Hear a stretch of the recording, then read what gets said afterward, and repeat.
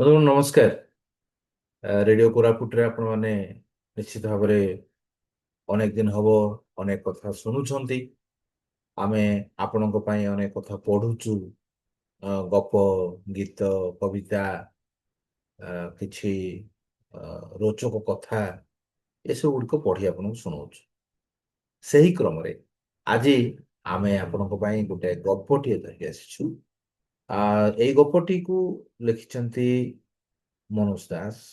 ମନୋଜ ଦାସ ପରିବେଶିତ ଅର୍ଦ୍ଧଶତ କିଶୋର କାହାଣୀ ସେଇ ସଂକଳନରୁ ଅ, ଏଇ ଗପଟି ହଉଛି ଶୀର୍ଷକ ହଂସ କନ୍ୟାର ସ୍ୱୟଂବର। ବହୁତ ସୁନ୍ଦର ଗୋଟେ ଗପଟିଏ। ଶୁଣିବା ତେବେ। ନିବିଡ଼ ଅରଣ୍ୟ ଭିତରେ ଥାଏ ଏକ ସୁନ୍ଦର ସରୋବର।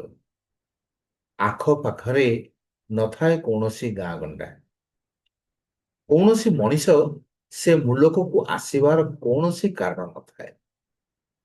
ଆହୁରି ଗୋଟେ ବିଶେଷ କଥା ହେଲା, ସେ ଅରଣ୍ୟରେ କୌଣସି ହିଂସ୍ର ପଶୁ ନଥାନ୍ତି।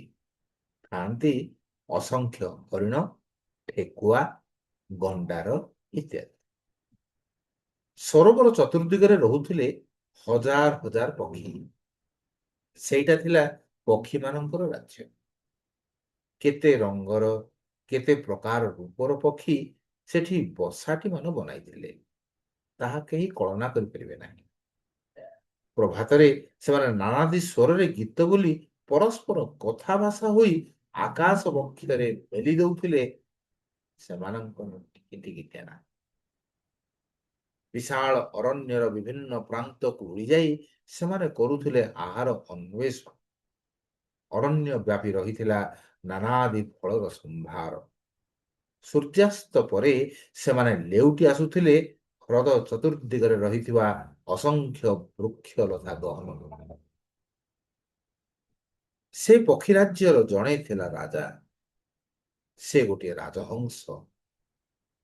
ତାକୁ ସବୁ ପକ୍ଷୀ ବହୁତ ସମ୍ମାନ କରୁଥିଲେ। ତାର ଥିଲା ଏକ ସୁନ୍ଦରୀ କନ୍ୟା। ସେ ହଂସୀର ଚକ୍ ଚକ୍ ରୂପା ଭଳି ବକ୍ଷ ଭିତରେ ପୁଣି ଝିଲମିଲ କରୁଥିଲା ସୁନା ରଙ୍ଗର ଝଲକ। କନ୍ୟାର ବିବାହ ହେବା ବୟସ ହୋଇଯାଉଥିଲା। ରାଜା ରାଜଗୁରୁ ପେଚାକୁ, ମନ୍ତ୍ରୀବର କାଉକୁ ଏବଂ ଦକ୍ଷ କଟୁଆଳ ଚିଲକୁ ଭଲ ବରପାତ୍ରଟିଏ ଖୋଜିବାକୁ ନିର୍ଦ୍ଦେଶ ଦେଲା। ଯେମିତି ରାଜକନ୍ୟା ହଂସୀ ଏ କଥା ଶୁଣିଛି, ସେ କହିଲା, ବାପା, ମଣିଷ ରାଜକନ୍ୟା ମାନେ ଯେମିତି ସ୍ୱୟଂବର ସଭାରେ ନିଜେ ନିଜ ବରପାତ୍ର ମନୋନୟନ କରନ୍ତି, ମୁଁ ସେମିତି ନ କରିବି କାହିଁକି? ରାଜହଂସ ମନକୁ ପ୍ରସ୍ତାବଟି ବେଶ ଯଥାର୍ଥ ମନେ ହେଲା। ପେଞ୍ଚା, କାଉ ଏବଂ ଚିଲ ରାଜକନ୍ୟାଙ୍କ ପାଇଁ ସ୍ୱୟଂବର ହେବ ବୋଲି ଉଚ୍ଚ କଣ୍ଠରେ ଘୋଷଣା କରିଦେଲେ। ସ୍ଥାନ ଏବଂ କାଳ ମଧ୍ୟ ନିର୍ଦ୍ଦିଷ୍ଟ ହୋଇଗଲା। ସରୋବରର ଦକ୍ଷିଣ ଦିଗରେ ଥାଏ ଏକ ଅଳ୍ପ ଉଚ୍ଚ ପାହାଡ଼। ତାହାରି ତଳେ ଦିନକର ସକାଳେ ସବୁ ଆଶାବାନ ଯୁବା ପକ୍ଷୀମାନଙ୍କୁ ଠୁଳ ହେବାକୁ କୁହାଗଲା। ଅରଣ୍ୟରେ ଉତ୍ତେଜନାର ସୀମା ନଥିଲା। ପକ୍ଷୀ ଜାତିର ଇତିହାସ ମଣିଷ ଜାତିର ଇତିହାସ ଠାରୁ ପୁରୁଣା, କିନ୍ତୁ ସେ ଦୀର୍ଘ ଇତିହାସରେ ସ୍ୱୟଂବରର ଦୃଷ୍ଟାନ୍ତ ନଥିଲା। ଆସିଗଲେ ଶହ ଶହ ଆଶାୟୀ ବରପତ୍ର। କେତେ କିସମର ପକ୍ଷୀ। ସମସ୍ତେ ଉଦ୍ବିଗ୍ନ ହୋଇ ଅପେକ୍ଷା କରିଥାନ୍ତି। ରାଜହଂସ ଏବଂ ରାଜକନ୍ୟା ତଥା ରାଜକନ୍ୟାର ସଖୀମାନେ ପାହାଡ଼ ଉପରକୁ ଉଠିଗଲେ। ସେଠାରୁ ରାଜକନ୍ୟା ନିରୀକ୍ଷଣ କଲେ ସବୁ ପ୍ରାର୍ଥୀଙ୍କୁ। ତା ଆଖି ନିବଦ୍ଧ ହେଲା ଗୋଟିଏ ମୟୂର ଉପରେ। ସେ କଥା ଲକ୍ଷ୍ୟ କଲେ ତା ସଖୀମାନେ। ଜଣେ ତଳକୁ ଉଡ଼ିଯାଇ ମୟୂର କାନରେ କହିଲା, ବାବୁ, ମନେ ହୁଏ ରାଜକନ୍ୟା ତୁମକୁ ହିଁ ପସନ୍ଦ କରିଛନ୍ତି।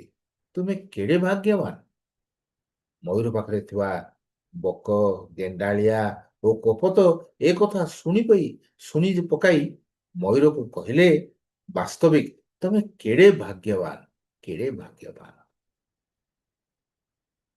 ମୂର୍ଖମାନେ, ଭାଗ୍ୟବାନ ଭାଗ୍ୟବାନ ବୋଲି କାହିଁକି କହି ଚାଲିଛ?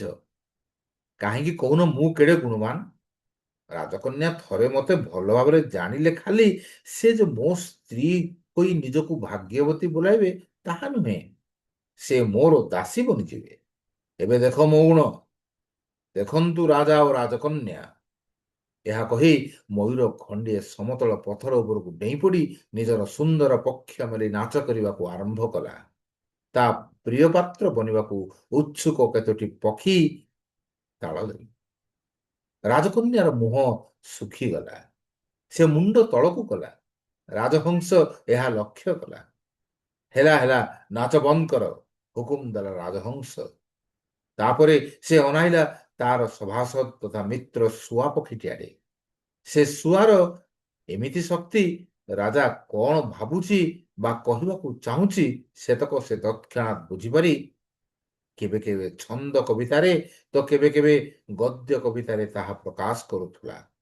ମୟୂର ଆଡ଼େ ଦୃଷ୍ଟିପାତ କରି ସେ କହିଲା, ହେ ମୟୂରବର, ନୃତ୍ୟ ତୁମ ଅତି ଚମତ୍କାର, କିନ୍ତୁ ହାୟ ତୁମର ଏ ଗର୍ବର ମରମ, ପାରିବନି ସହି ଆମ ଜେମାର ମରମ। ପକ୍ଷ ତମ ମନୋହର ଚଞ୍ଚୁ ଦର୍ଶନୀୟ, କିନ୍ତୁ ତମେ ଲଜ୍ଜାହୀନ ଅଟ ଅତିଶୟ। ଚତୁର୍ଦିଗରୁ ବିପୁଳ କିଚିରି ମିଚିରି ସିଟି ନାଦ ଓ ହସର ଜୁଆର ମୟୂରଟି ଉପରକୁ ମାଡ଼ି ଆସିଲା। ଚୋପ ଚୋପ, ରାଜହଂସ ପାଟି କରନ୍ତେ ସମସ୍ତେ ତୁନି ପଡ଼ିଲେ। ମୟୂର କୌଣସି ମତେ ପଳେଇ ଯାଇ ବୁଦା ଆଢୁଆଳରେ ଲୁଚିଗଲା। ଯଥା ସମୟରେ ହଂସୀ ରାଜକନ୍ୟା ଗୋଟେ ତରୁଣ ହଂସକୁ ବିବାହ ହେଲା। ସେ ବରପାତ୍ରର ପୂର୍ବପୁରୁଷ କୁଆଡ଼େ ମାନସରୋବରରୁ ଆସିଥିଲେ, ତେଣୁ ସେ ବଡ଼ ସମ୍ଭ୍ରାନ୍ତ। ଶ୍ୱଶୁର ମହାଶୟଟିର ପରଲୋକ ଅନ୍ତେ ସେ ହେଲା ପକ୍ଷୀରାଜ୍ୟର ପକ୍ଷୀପତି। এই ସୁନ୍ଦର ଗଳ୍ପଟି ଜାତକ କଥାରୁ ଅବଲମ୍ବନ ହେଇଛି, ଜାତକ କଥା ଉପରେ ଅବଲମ୍ବନ ହେଇଛି। ମନୋଜ ଦାସଙ୍କ ପାଖରେ ଆମେ ଅଶେଷ କୃତଜ୍ଞତା ଜ୍ଞାପନ କରିବା ଯେ ସେ ଏଇଭଳି ବିଭିନ୍ନ କଥା, ବିଭିନ୍ନ କାହାଣୀ ଅତି ରୋଚକ ଭାବରେ ଆମ ସମସ୍ତଙ୍କର ଅତି ପ୍ରିୟର ଏକ କଥା ଭାବରେ ଆମ ସମସ୍ତଙ୍କୁ ଭଲ ଲାଗିବ ସେଇଭଳି ଭାବରେ ଲେଖି ଛାଡ଼ି ଯାଇଛି। ସ୍ୱର୍ଗରେ ସେ ଯେଉଁଠି ରହିଥାନ୍ତୁ ନା କାହିଁକି, ନିଶ୍ଚିତ ଭାବରେ ଆଜିର ଏଇ ଗପଟି ଆପଣମାନେ ଶୁଣିଛନ୍ତି, ସେଥିନେଇ ସେ ଖୁସି ହେବେ। ପୁଣି ଥରେ ଆଉ ଏକ ଗପକୁ ନେଇ ପରବର୍ତ୍ତୀ ଏପିସୋଡରେ ଆପଣଙ୍କ ସହିତ ଦେଖା ହେବ। ସେତିକି ପର୍ଯ୍ୟନ୍ତ ରେଡିଓ କୋରାପୁଟରୁ ସିଏଚ୍ ସାନ୍ତାକା ସାମୟିକ ଭାବରେ ଆପଣଙ୍କ ଠାରୁ ବିଦାୟ ନେଉଛି। ନମସ୍କାର।